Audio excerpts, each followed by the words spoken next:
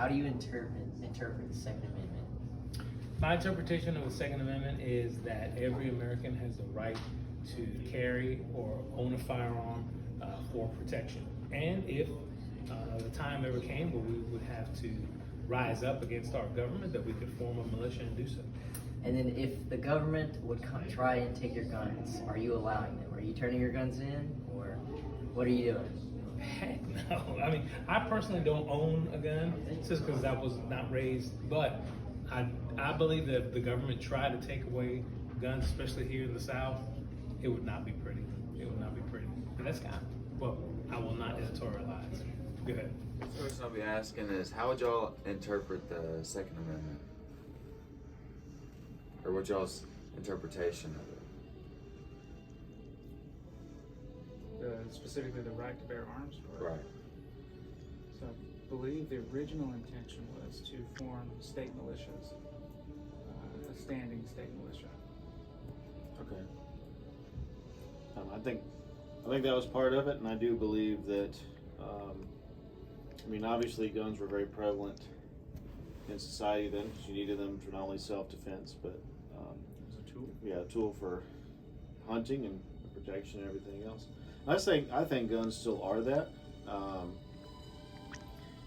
but I mean, there are certainly things that are within the Constitution that are still regulated, and I think that guns can be the same way. I think that's why there should be gun licenses, and I think that things like background checks and red flag laws, to at least as well as they can be enforced, are okay. Absolutely. I do not necessarily believe in blanket bans unless perhaps if they're guns that are just for military use. Like, I don't know if there's certain types of weapons that don't need to be in the hands of civilians, but I think in general they should be. I mean, people should be free to own them if they wish. I was kind of like thinking just the basics of, having to have a license and all that. So I think that the states should be able to do that. I think the state, just like so many other issues, I think the state should be able to kind of have some leeway. I think the federal government should be less involved and let the states kind of be more involved in what the laws should be specifically there. I mean, what goes on in Montana is very different than what happens in Chicago or New York and places like that. So I think that I think that it should be localized in that way. But again, I think red flag laws have their benefits. I think gun licenses have their benefits. I mean, we don't let people drive cars without a license, and there's certain reasons for that. I mean, there's training, there's responsibility that comes with that, and I think guns are kind of the same way, because they're, when accidents happen, just like with a car, people can be hurt. So I think that there is a place for regulation, but certainly not blanket bans. It's my opinion. All right. How do you interpret the Second Amendment? How do I interpret the Second Amendment? The Second Amendment provides for the right to bear arms, so I interpret that exactly as it reads. Nothing else, nothing more, nothing less. The right to bear arms. I would agree with that. I think my only concern right now is that, this past April in Georgia, our current laws, you no longer have to have a license. Even to conceal carry, you can carry a pistol anywhere you want to now. I know when I have a handgun at home that I received from my father. When I got it, I immediately called my local police department and asked them, what do I need to do to register this? And the sheriff told me, you don't have to do anything. Congratulations on your gun ownership. For me, I know what kind of person I am. I'm responsible. I'm not really in a place that anybody can get to. It stays secured. But my neighbors, I don't know who they are, in terms of how they would handle gun safety or things like that. So I would like a little bit more, I think like Mr. Evans was saying, a background check, a license to own one, just like I have to have a license to own or to be able to drive my car. I would totally agree with that. but I do think it's a state's issue. And and I think, people talk about the differences. I mean, you can look at it historically, people needed guns maybe back 150 years ago, but also when you think about the way population has expanded, there's just more people on top of each other. And I think, urban areas probably not quite as necessary as it might be for people that live like here that is more rural. Sure.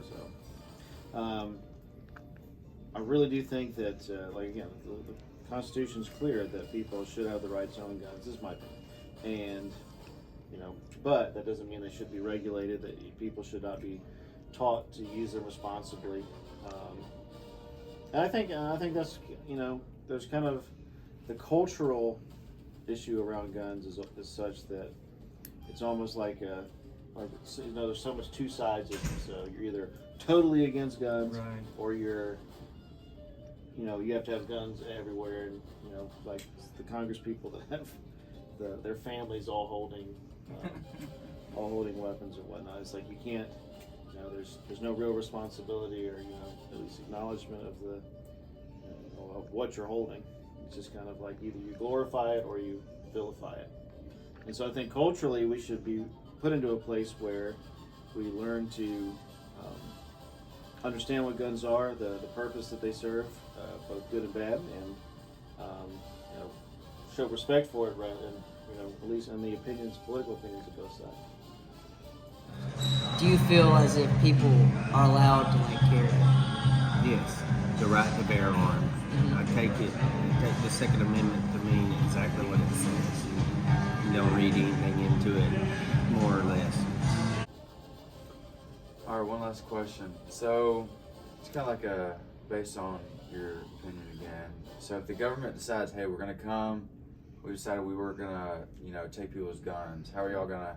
You're gonna allow it? Kind of rebel against it, or how would y'all go about y'all's ways in that kind of certain situation? Well, I think personally, I'll go first.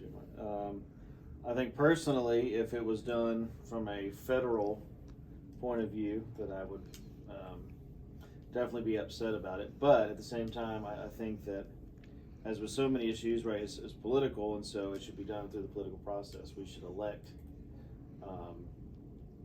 people to Congress that agree with us, and they use their power as elected officials to pass laws that we agree with. So if they did pass one that I believe was unconstitutional, I would definitely use my political rights. I would, Vote them out. yeah, you have to vote them out. If it's a big issue, you go out and you educate and you advocate, and it's like this, making a video, even though it's something like class, that you're learning a skill that if you have opinions, you talk to people, get them sit down like this, and sometimes you have to change hearts and minds one person at a time. I don't. Again, I think that there's a lot of glorification of violence that happens in our modern culture, and so if people say they come for my guns, they're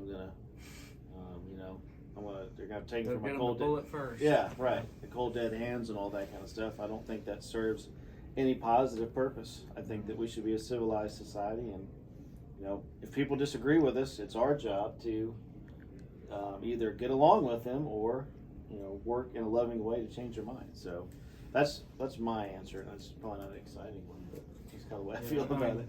That's what I would say is use your political power to vote for the people that agree with you most. That if it did come down to it and the people in office had voted to some referendum, whether it was the state of Georgia or federal, that you had to turn in your guns or something like that, well, I'm a law-abiding citizen. There are many laws that I don't agree with, but I'm still going to abide by them.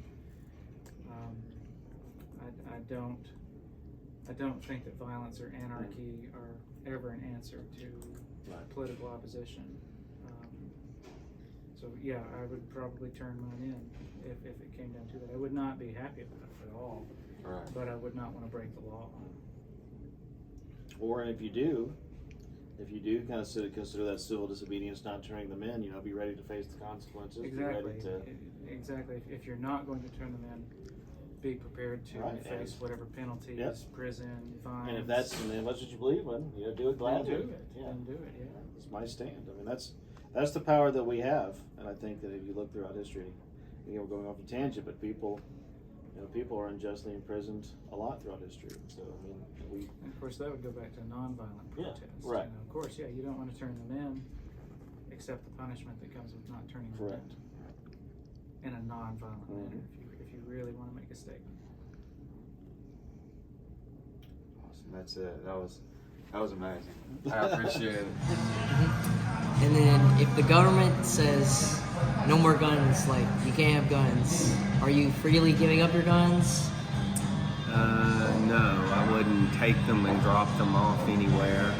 I also I don't know that I would fight with the police to keep them, but no, I would not freely just take them and hand them in somewhere. I would hope that there would be a larger debate where things would be resolved that way.